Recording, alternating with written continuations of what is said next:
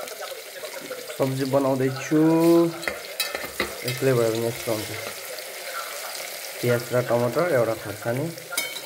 च्वाइङै पारेर मलाई त आउँदैन खाना बनाउनलाई यस्तै हो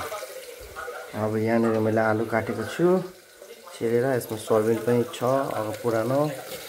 यसलाई यस्तरी हालेर के डाइरेक्टली बनाइदिनु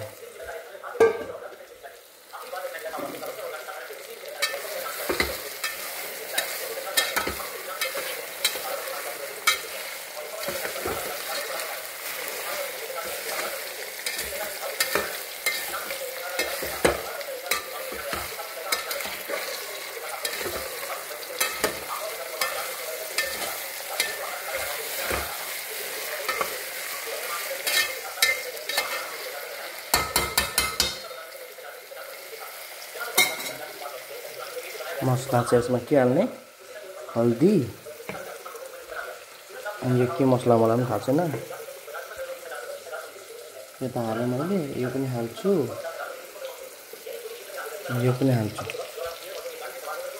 हेर्दा हुन्छ